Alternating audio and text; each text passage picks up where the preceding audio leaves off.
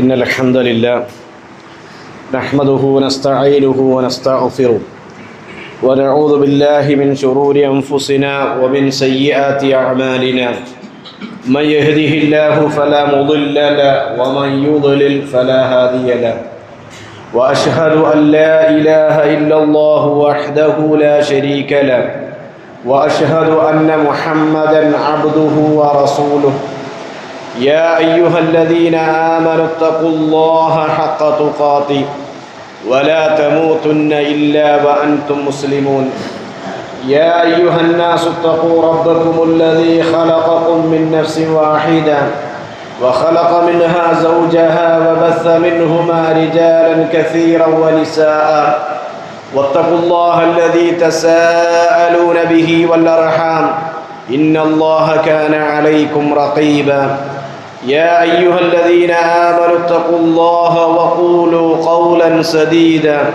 يصلح لكم أعمالكم ويغفر لكم ذنوبكم ومن يطع الله ورسوله فقد فاز فوزا عظيما أما بعد فإن خير الكلام كلام الله وخير السنن سنن محمد صلى الله عليه وسلم وشر الأمور محدثاتها وكل محدثة بدعة وكل بدعة ضلالة وكل ضلالة في النار. സ്നേഹാദരണീയരായ വിശ്വാസിനികളെ, അള്ളാഹുവിൻ്റെ പ്രവാചകൻ മുഹമ്മദ് നബി സല്ലല്ലാഹു അലൈഹി വസല്ലമ അവിടുന്ന് പ്രവചിച്ചിട്ടുള്ള ഒരു പ്രവചനമാണ് വിശ്വാസികളായ അല്ലെങ്കിൽ ഈ ഉമ്മത്തിൻ്റെ മേലൊരു കാലഘട്ടം വരും. ആ കാലഘട്ടത്തിൽ ദീന് മുറുകെ പിടിച്ച് ജീവിക്കുന്നവൻ ഉള്ളൻ കയ്യിൽ തീക്കനൽ പിടിച്ചവനെ പോലെയായിരിക്കുമെന്ന് നബി സല്ലല്ലാഹു അലൈഹി വസല്ലമ പറഞ്ഞു. യഅതി അലന്നാസി സമാനുൻ, ആളുകൾക്ക് ഒരു കാലഘട്ടം വരാനുണ്ട്. അസ്വാബിറു ഫീഹി അലാ ദീനിഹി, ആ കാലഘട്ടത്തിൽ തൻ്റെ ദീനനുസരിച്ച്, വിശ്വാസമനുസരിച്ച്, ആദർശമനുസരിച്ച് ക്ഷമയോടുകൂടി ജീവിക്കുന്നവൻ കൽ ഖാബിദി അലൽ ജംർ, തീക്കനൽ കൈപിടിച്ചവനെ പോലെയായിരിക്കുമെന്ന് മഹാനായ റസൂലുള്ളാഹി സ്വല്ലല്ലാഹു അലൈഹി വസല്ലമ പറഞ്ഞു. ആ പ്രവചിക്കപ്പെട്ട കാലത്തിലേക്കാണോ വിശ്വാസികളായ നാം ഓരോരുത്തരും എത്തിയിട്ടുള്ളത് എന്നുള്ള പരിശോധന നമ്മൾ നടത്തേണ്ടതുണ്ട്. മറ്റൊരിക്കൽ പ്രവാചകൻ സല്ലല്ലാഹു അലൈഹി വസല്ലം അവിടുന്ന് ഈ ഉമ്മത്തിനെ കുറിച്ച് പറഞ്ഞത്, യൂഷികു അൻ തദാഅ അലൈക്കുമുൽ ഉമമു മിൻ കുല്ലി ഉഫുഖിൻ, എല്ലാ ഭാഗത്തു നിന്നും ഈ ഉമ്മത്തിന്റെ നേർക്ക് അല്ലെങ്കിൽ ഈ സമുദായത്തിന്റെ നേർക്ക് അവരുടെ കൈകൾ നീണ്ടുവരും.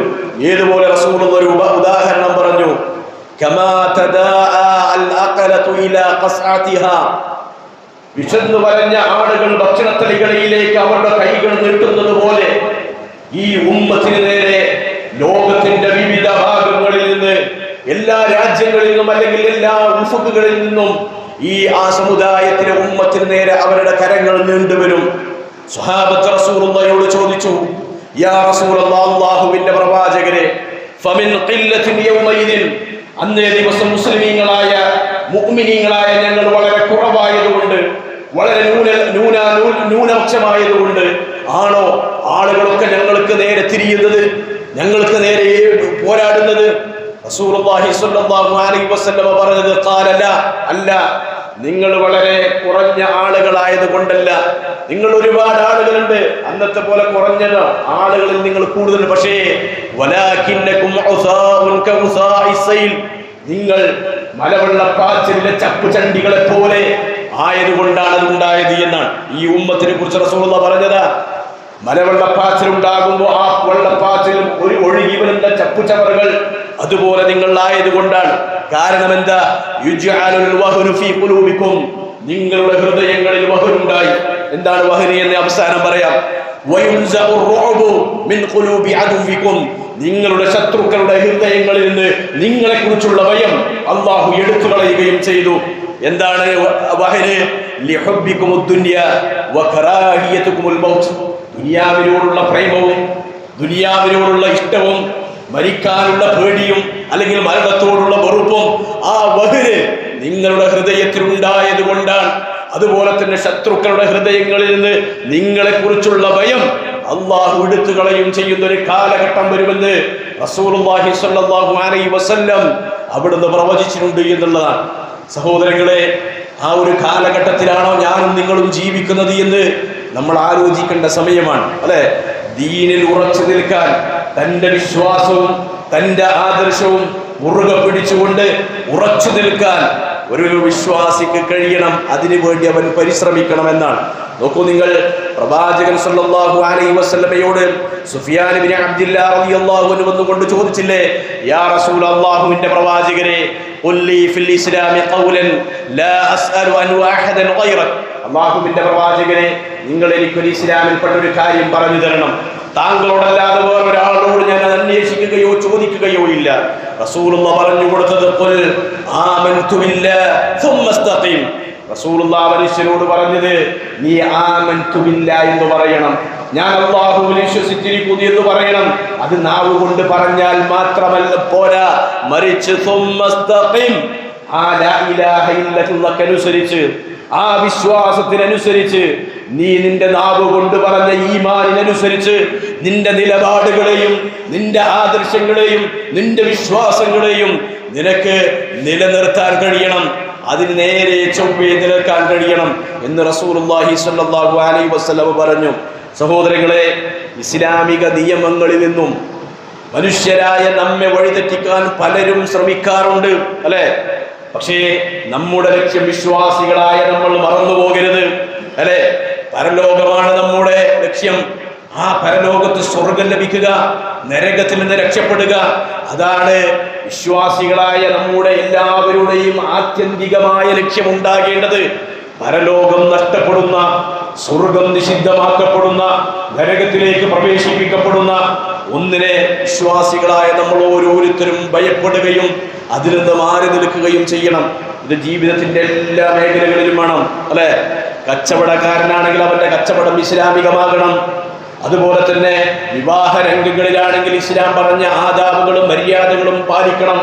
അതുപോലെ തന്നെ ആസ്വാദനത്തിന്റെ, നമുക്ക് ആസ്വദിക്കാൻ ഇസ്ലാം അനുവദിച്ചിട്ടുള്ള മേഖലകളിൽ ആസ്വാദനങ്ങൾ ഹലാലായ രൂപത്തിൽ ആസ്വദിക്കാൻ വിശ്വാസികൾക്ക് കഴിയണം. എന്നാൽ ഇങ്ങനെയുള്ള മേഖലകളിലൊക്കെ അല്ലാഹു സുബ്ഹാനഹു വ തആലയുടെ വെറുപ്പ് സമ്പാദിക്കുന്ന കാര്യങ്ങൾ ഉണ്ടെങ്കിൽ അത് സംശയം കൂടാതെ ഒരു വിശ്വാസി ഒഴിവാക്കുകയും അതിൽ നിന്ന് മാറി നിൽക്കുകയും ചെയ്യുക എന്നുള്ളത് ബുദ്ധിമാനായ ഒരു വിശ്വാസിയുടെ അടയാളമാണ്. കാരണം നബി സല്ലല്ലാഹു അലൈഹി വസല്ലം പറഞ്ഞില്ലേ, ഇന്നൽ കയ്യിസ ലമൻ ദാന നഫ്സഹു വഅമില ലിമാ ബഅദൽ മൗത്ത്. ബുദ്ധിമാൻ എന്ന് പറഞ്ഞാൽ ആ ബുദ്ധിമാൻ മരണത്തിന് ശേഷമുള്ള ജീവിതത്തിന് വേണ്ടി തന്റെ കാര്യങ്ങൾ ഒരുക്കുന്നവനാണ്, തയ്യാറാക്കുന്നവനാണ് എന്ന്. എന്നാൽ സ്വന്തം ഇച്ഛയെ പിൻപറ്റുന്നവൻ, അള്ളാഹുവിൽ പ്രതീക്ഷ അർപ്പിക്കുകയും എന്നിട്ട് തന്റെ ആഗ്രഹത്തെയും ഇച്ഛയെയും പിൻപറ്റുകയും ചെയ്യുന്നവൻ അവൻ അശക്തനാണ് എന്ന് റസൂലുള്ളാഹി സ്വല്ലല്ലാഹു അലൈഹി വസല്ലം പറഞ്ഞു. അതുകൊണ്ട് പരലോകമാണ് വലുത്, പരലോകമാണ് എന്നെന്നും നിലനിൽക്കുന്നത്. ബൽ തുഅ്സിറൂനൽ ഹയാത്തദ് ദുനിയ വൽ ആഖിറതു ഖൈറുൻ വഅബ്ഖാ. നിങ്ങൾ ദുനിയാവിനെ തിരഞ്ഞെടുക്കുന്നു, എന്നാൽ വൽ ആഖിറതു ഖൈറുൻ വഅബ്ഖാ, പരലോകമാണ് ഏറ്റവും ഉത്തമമായതും എന്നെന്നും നിലനിൽക്കുന്നതും. ഒരാളും ഈ ദുനിയാവിൽ ശാശ്വതരല്ല. നമ്മളെല്ലാവരും നമ്മുടെ അവധിയെത്തിയാൽ റബ്ബിന്റെ വിളിക്ക് ഉത്തരം നൽകി തിരിച്ചു പോകേണ്ടവരാണ്. ശാശ്വതമായ ജീവിതം അത് പരലോകമാണ് എന്നാണ് നാം ദിനേനെ റബ്ബിനോട് പ്രാർത്ഥിക്കുന്ന ഒരു പ്രാർത്ഥന. രാവിലെ പ്രഭാതത്തിന് ശേഷമുള്ള നമ്മുടെ അദ്കാറുകളിൽ നമ്മൾ പറഞ്ഞതാ, റളീതു ബില്ലാഹി റബ്ബ വബിമുഹമ്മദിൻ നബിയ്യ വബിൽഇസ്ലാമി ദീന എന്ന് നമ്മൾ പഠിച്ചിട്ടുണ്ട്, പ്രാർത്ഥിച്ചിട്ടുണ്ട്, അല്ലേ? എന്റെ റബ്ബ് അല്ലാഹു ആണെന്ന് ഞാൻ തൃപ്തിപ്പെടുന്നു, എന്റെ പ്രവാചകൻ മുഹമ്മദ് നബി സല്ലല്ലാഹു അലൈഹി വസല്ലമയാണെന്ന് ഞാൻ തൃപ്തിപ്പെടുന്നു. എന്റെ ദീൻ അഥവാ എന്റെ ജീവിതം എങ്ങനെ മുന്നോട്ട് കൊണ്ടുപോകണം എന്ന് തീരുമാനിച്ചിട്ടുള്ള എന്റെ ദീൻ അത് റബ്ബിൻ്റെതാണെന്ന് ഞാൻ, ഇസ്ലാമാണെന്ന് ഞാൻ തൃപ്തിപ്പെടുന്നു എന്ന് ദിവസേന രാവിലെ സുബ്ഹിന്റെ പ്രഭാതത്തിന് ശേഷം അദ്കാർ സുബാഹിൽ നമ്മൾ ചൊല്ലാറുണ്ട് എന്നാണ്. അള്ളാഹുവിലും റസൂലിലും തൃപ്തിപ്പെട്ടവർ അവർ ഇഷ്ടപ്പെടാത്തത് ഒരിക്കലും ജീവിതത്തിൽ കൊണ്ടു നടക്കൂല. അള്ളാഹു റസൂൽ ഇഷ്ടമല്ലാത്ത പിന്നെ അവരുടെ ജീവിതത്തിൽ ഉണ്ടാവില്ല. കാരണം അള്ളാഹും റസൂലുമാണ് എനിക്ക് ഇഷ്ടമുള്ളവൻ എന്ന് പറഞ്ഞു. സഹോദരങ്ങളെ, നമ്മുടെ ജീവിതത്തിൽ ദീനീ നിയമങ്ങളോട് അകൽച്ചയുണ്ടോ എന്ന് പരിശോധിക്കണം. സ്വയം പരിശോധിക്കാനും വിലയിരുത്താനുള്ള ഒരു അവസരമാണ് നമ്മുടെ മുമ്പിലുള്ളത്, അല്ലെ? ഏതാ അവസരം? എല്ലാവരും ചർച്ച ചെയ്യുന്ന വിഷയമാണല്ലേ. രക്ഷിതാക്കളെ സംബന്ധിച്ചിടത്തോളം അവരുടെ മക്കളുടെ വിദ്യാഭ്യാസവും അതുപോലെ തന്നെ അവരുടെ മക്കളും എങ്ങനെയാകണമെന്ന് അവർക്ക് പ്രതീക്ഷയുണ്ട്, അല്ലെ? മതപരമായും ഭൗതികപരമായും തങ്ങളുടെ മക്കൾ അറിവ് നേടണം എന്നതാണ് ഏതൊരു രക്ഷിതാവിൻ്റെയും ആഗ്രഹം. മതപരമായി കൊണ്ടും അതുപോലെ തന്നെ ഭൗതികമായും വിജ്ഞാനം നേടണം. അതിനുവേണ്ടി കഷ്ടപ്പെടുന്നവരാണ് രക്ഷിതാക്കൾ, അല്ലെ? രക്ഷിതാക്കളൊക്കെ അതിനുവേണ്ടി കഷ്ടപ്പെടുക. എന്നാൽ ഇന്ന് നമ്മുടെ നാട്ടിലുള്ള പൊതുവിദ്യാലയങ്ങളിൽ ഒരു നിയമം കൊണ്ടുവന്നത് നമ്മൾ കേൾക്കുകയും വായിക്കുകയും ചെയ്തിട്ടുണ്ട്. കുട്ടികളെ അല്ലെങ്കിൽ വിദ്യാർത്ഥികളെ ലഹരിയിൽ നിന്ന് മോചിപ്പിക്കുന്നതിന് വേണ്ടി, രക്ഷപ്പെടുത്തുവാൻ വേണ്ടി കുട്ടികളൊക്കെ സൂംബ എന്ന് പറയുന്ന ഒരു ഡാൻസ്, ഒരു നൃത്തം കളിക്കണം. കുട്ടികൾ മാത്രം കളിച്ചാൽ പോരാ, അധ്യാപകരും കളിക്കണമെന്ന്. താല്പര്യമില്ലാത്തവർക്ക് മാറി നിൽക്കാമെന്നും നമ്മുടെ സർക്കാർ പറഞ്ഞിട്ടുണ്ട്. കുട്ടികൾക്ക് ഇത് കളിക്കാൻ വേണ്ടി പറയുന്ന കാര്യം എന്താ? കുട്ടികൾക്ക് സ്ട്രെസ് ഉണ്ട്, അതുകൊണ്ട് അവരുടെ സ്ട്രെസ് കുറക്കണം, അതിനുള്ള പരിഹാരമാണ് ഡാൻസ് എന്നാണ്. സഹോദരങ്ങളെ, ഇവിടെ നമ്മൾ ശ്രദ്ധിക്കേണ്ടത്, പ്രത്യേകമായി നമ്മൾ ശ്രദ്ധിക്കേണ്ട ഒന്ന് രണ്ട് കാര്യങ്ങൾ. സമൂഹത്തിൽ ഒരു ചർച്ചയോ അല്ലെങ്കിൽ ഒരു വിവാദങ്ങളോ ഉടലെടുക്കുമ്പോൾ, ഒരു ചർച്ച ഉണ്ടായിട്ട് നമുക്കൊക്കെ അറിയാം, ഇങ്ങനെയുള്ള ചർച്ചകളോ വിവാദങ്ങളോ ഉടലെടുക്കുമ്പോൾ ആരോടെങ്കിലുമുള്ള വിധേയത്വത്തിന്റെയോ അല്ലെങ്കിൽ അന്ധമായ വെറുപ്പിന്റെയോ അടിസ്ഥാനത്തിൽ ആവരുത് ആ വിഷയങ്ങൾ ചർച്ച ചെയ്യപ്പെടേണ്ടത്. മറിച്ച് ധാർമ്മികമായ മൂല്യങ്ങളുടെയും ഇസ്ലാം ഉയർത്തിപ്പിടിക്കുന്ന സാംസ്കാരികമായ തലങ്ങളുടെയും അടിസ്ഥാനത്തിൽ നിന്നുകൊണ്ടായിരിക്കണം ഇത്തരത്തിലുള്ള ചർച്ചകളും വിവാദങ്ങളും ഒക്കെ ഉടലെടുക്കുമ്പോൾ ഒരു മുസ്ലിം എന്ന നിലയ്ക്ക് നമ്മൾ ചിന്തിക്കുകയും ആലോചിക്കുകയും ചെയ്യേണ്ടത്.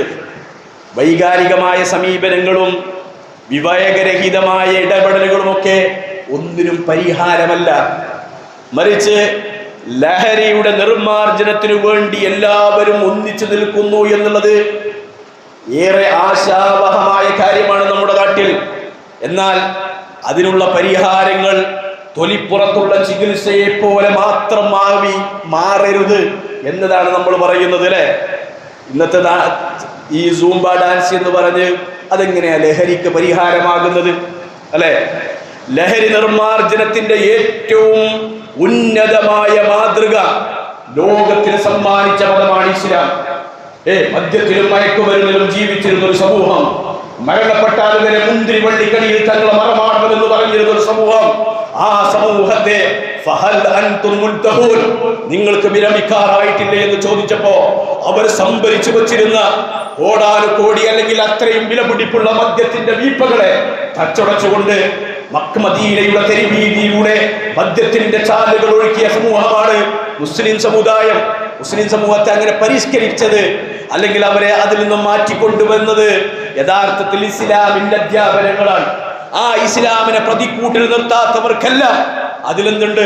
മാതൃകയുണ്ട് എന്നുള്ളതാണ്. എന്നാൽ ഇന്ന് നമ്മുടെ നാട്ടിൽ യൂറോപ്യന്മാർ പോലും വലിച്ചെറിഞ്ഞ പല വൃത്തികെട്ട ആഭാസങ്ങളെയും നമ്മുടെ സാംസ്കാരിക ഭൂമിയിലേക്ക് കടത്തിക്കൊണ്ടുവരാൻ ഇസ്ലാമിന്റെ ശത്രുക്കളായ യുക്തിവാദികൾ കിണഞ്ഞു പരിശ്രമിക്കുമ്പോൾ മുസ്ലിങ്ങൾ എന്ന നിലക്ക് നാം ഏറെ ജാഗ്രത പാലിക്കേണ്ടതുണ്ട് എന്നുള്ളതാണ്. ഒരു മനുഷ്യന് ലജ്ജയില്ലാതായാൽ അവൻ എന്തും ചെയ്യുന്ന ആ ലജ്ജ മനുഷ്യനിൽ നിന്ന് എടുത്തു കളയാനാണ് പിശാച് ശ്രമിച്ചുകൊണ്ടേയിരിക്കുന്നത്, പിശാച് കിടഞ്ഞു ശ്രമിക്കുന്നത്. ആണും പെണ്ണും, ആളുകൾ ചോദിക്കുക, ആണും പെണ്ണും ഇടപെടുന്നതിൽ കൃത്യമായ അതിർവരമ്പുകൾ നിശ്ചയിച്ച മതമാണ് ഇസ്ലാം എന്ന് പറയുന്നത്.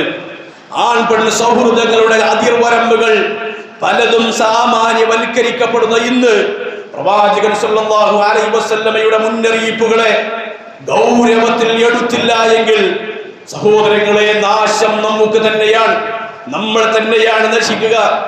ആളുകൾ ചോദിക്കുന്നത്, ആണും പെണ്ണും ഒന്നിച്ച് ഡാൻസ് കളിച്ചാൽ തീരുന്നതാണോ ഇസ്ലാം? എന്ന് ചോദിക്കുന്ന ആളുകളുണ്ട്. ഒന്ന് കൈ കൊടുത്താൽ തീരുന്നതാണോ ഇസ്ലാം?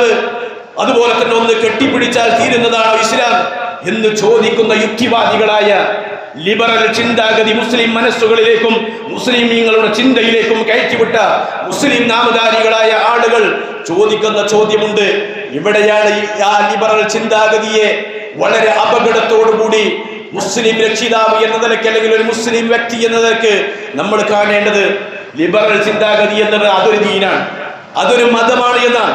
പക്ഷെ അതിന്റെ ആളുകൾ ഇതൊരു മതമായിട്ടോ ഞാൻ അതിന്റെ ആളാണ് എന്നോ പറഞ്ഞോ നമ്മുടെ മുന്നിൽ വരില്ല.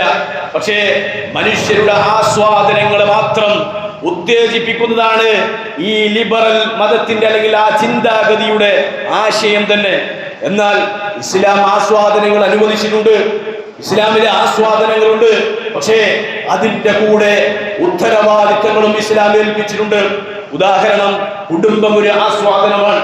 എന്നാൽ കുടുംബത്തിലെ ഓരോ അംഗങ്ങൾക്ക്, സ്ത്രീകൾക്ക് അവരുടേതായ ഉത്തരവാദിത്തങ്ങൾ ഇസ്ലാം നിശ്ചയിച്ചിട്ടുണ്ട്. പുരുഷന്മാർക്ക് അവരുടേതായ ഉത്തരവാദിത്തങ്ങൾ ഇസ്ലാം നിശ്ചയിച്ചിട്ടുണ്ട് എന്നുള്ളതാണ്. എന്നാൽ ഈ ലിബറൽ മതത്തിൽ ആസ്വാദനം മാത്രമേ ഉള്ളൂ, ഉത്തരവാദിത്തങ്ങളേ ഇല്ല. സഹോദരങ്ങളെ, നമ്മുടെ കലാലയങ്ങളിലൂടെ പഠിപ്പിക്കാൻ ശ്രമിച്ച ചിന്തയാണ് ലിബറൽ ചിന്തകൾ എന്ന് നമ്മൾ മനസ്സിലാക്കേണ്ടതുണ്ട്. ഈ ലിബറലിസം കൊണ്ടുവന്നത് എന്തിനാ?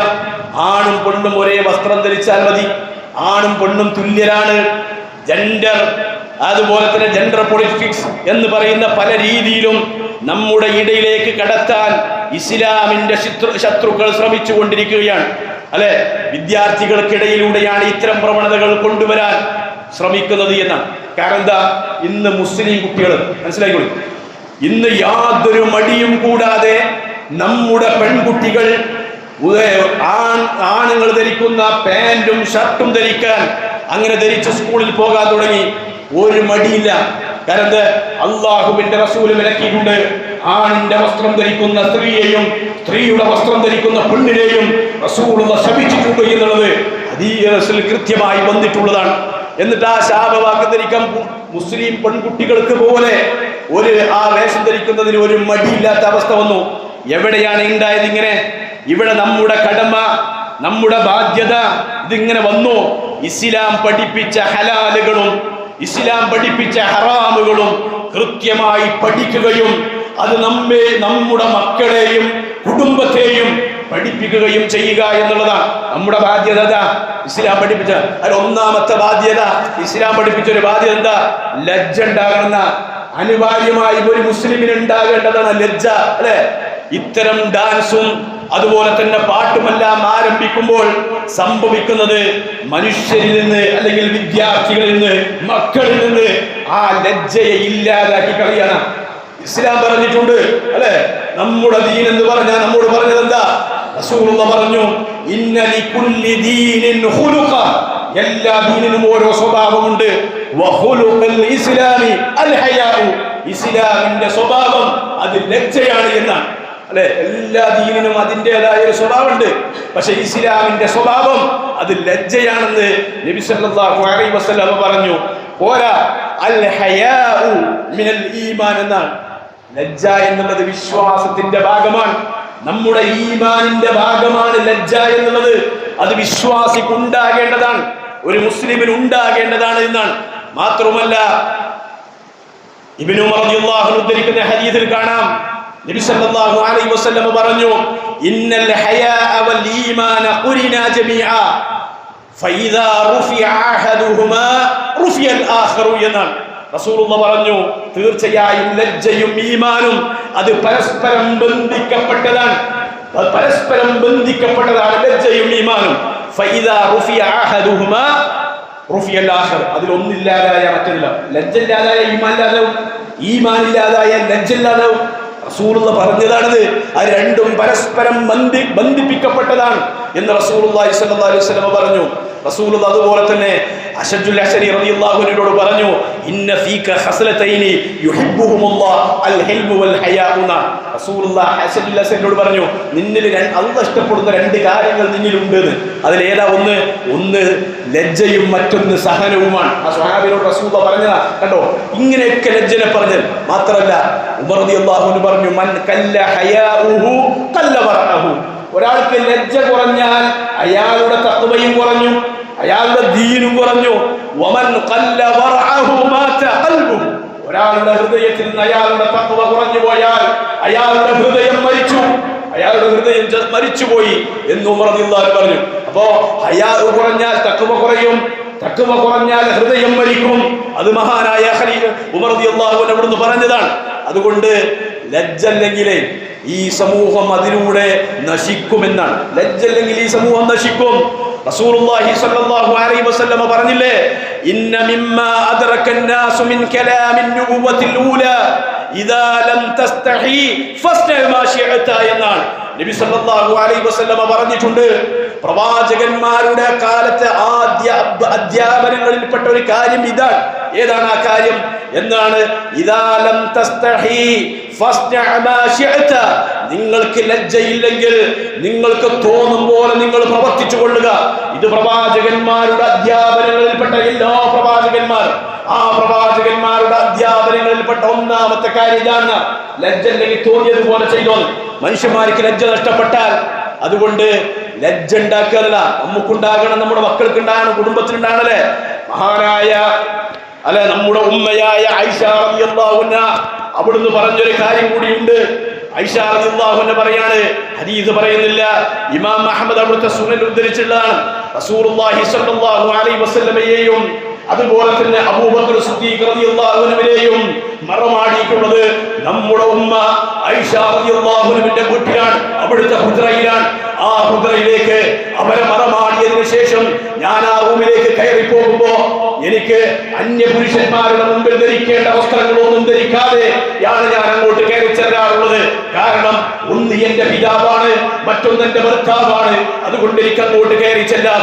എന്നാൽ രണ്ടാമത്തെ ഖലീഫ ഉമർ റളിയല്ലാഹു അൻഹുവിനെ അവിടെ മറമാടിയപ്പോൾ ആയിഷ റളിയല്ലാഹു അൻഹ പറയാണ്, അതിനുശേഷം ഫവല്ലാഹി മാ ദഖൽതുഹു ഇല്ലാ വഅന മശ്ദൂദൻ അലയ്യ തിയാബി ഹയാഅൻ മിൻ ഉമർ റളിയല്ലാഹു അൻഹുവിനെ അവിടെ മറമാടിയതിനു ശേഷം അദ്ദേഹം അവിടെ ഉണ്ടല്ലോ, അദ്ദേഹത്തിനോടുള്ള ലജ്ജ കാരണത്താൽ അന്യപുരുഷന്റെ മുന്നിൽ മറക്കുന്ന മുഴുവനായ ഭാഗങ്ങളും വസ്ത്രവും ധരിച്ചു കൊണ്ടല്ലാതെ പിന്നീട് ഞാൻ ആ റൂമിലേക്ക് കയറിയിട്ടില്ല എന്ന് നമ്മുടെ ഉമ്മ ആയിഷ റളിയല്ലാഹു അൻഹ പറഞ്ഞത് ഹദീസിൽ കാണാമെന്ന്.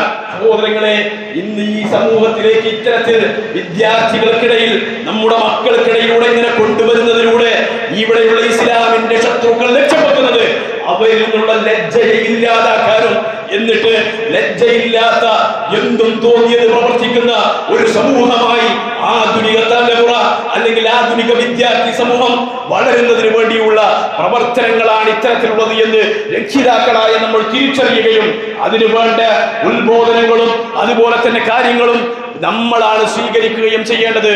അല്ലാഹു സുബ്ഹാനഹു വ തആല അതിനു വേണ്ടി അല്ലെങ്കിൽ അത്തരത്തിലുള്ള കാര്യങ്ങൾ ശ്രദ്ധിക്കാൻ രക്ഷിതാക്കളായ നമ്മൾ എന്ത് ചെയ്യണം? അതിന്റെ കൂടെ ഒന്നുകൂടി പറഞ്ഞ് അവസാനിപ്പിക്കാം. ഇങ്ങനെയുള്ള ഈ സൂംബ ഡാൻസ് സഹോദരങ്ങളെ ലജ്ജ നശിക്കുന്നത്. ഇവർ ഈ ഡാൻസിന് ശരീരം പ്രദർശിപ്പിക്കുന്നു അല്ലെ, അള്ളാഹു വിരോധിച്ച കാര്യമാണ് അല്ലെ. ശരീരം പ്രത്യേകിച്ച് പെൺകുട്ടികൾ ഇത്തരം ഈ സൂംബ ഡാൻസുകളുടെ വീഡിയോകൾ അല്ലെ, അത് പലതും പുറത്തു വന്നിട്ടുണ്ടല്ലോ. നമ്മുടെ പെൺകുട്ടികളുടെ ശരീരം മറ്റുള്ളവർ ആസ്വദിക്കുന്നതിലേക്ക്, അതിന് പ്രത്യേകമായി വസ്ത്രമൊന്നുമില്ല, യൂണിഫോം ഒക്കെ മദീന പറയാൻ, പക്ഷേ അതിനുള്ള പ്രത്യേകമായ വസ്ത്രങ്ങൾ ചാടാനും പിടിക്കാനൊക്കെ ഉണ്ട് എന്നുള്ളത് വേറെ വിഷയം. അതൊക്കെ ധരിച്ചു വരുമ്പോ അവരുടെ സമൂഹത്തിൽ ഈ കുട്ടികളിൽ നിന്നുള്ള ലജ്ജ ഇല്ലാതാക്കി കളയാണ്. അതെന്തേ? കാരണം ആ ലജ്ജ ഇല്ലാതായി തോന്നും ആ വസ്ത്രമൊക്കെ ധരിച്ച് അവരുടെ ശരീരത്തിന്റെ ഭാഗങ്ങൾ പുറത്തേക്ക് പോകും. അത് നമ്മുടെ മക്കളുടെ സൗന്ദര്യം അന്യപുരുഷന്മാർ ആസ്വദിക്കുന്നതിലേക്ക് വരെ എത്തുന്നു. അതാണ് അതിന്റെ അപകടം. അതുകൊണ്ടാണ് ഈ ലജ്ജ ഇല്ലാതാക്കാൻ വേണ്ടിയാണ് ഇവർ ശ്രമിച്ചുകൊണ്ടിരിക്കുന്നത് എന്ന് നമ്മൾ തിരിച്ചറിയുകയും രക്ഷിതാക്കളായ നമ്മൾ ആ വിഷയത്തിൽ ഇടപെടേണ്ടതുപോലെ ഇടപെടുകയും ചെയ്യേണ്ടതുണ്ട് എന്ന് ഓർമ്മിപ്പിക്കുകയാണ്. അല്ലാഹു സുബ്ഹാനഹു വ തആല അതിന് നമുക്ക് തൗഫീഖും ആഫിയത്തും നൽകി അനുഗ്രഹിക്കുമാറാകട്ടെ. അഖൂലു ഖൗലി ഹാദാ അസ്തഗ്ഫിറുല്ലാഹ ലി വലക്കും വസ്തഗ്ഫിറൂഹു ഇന്നഹു ഗഫൂറുർ റഹീം.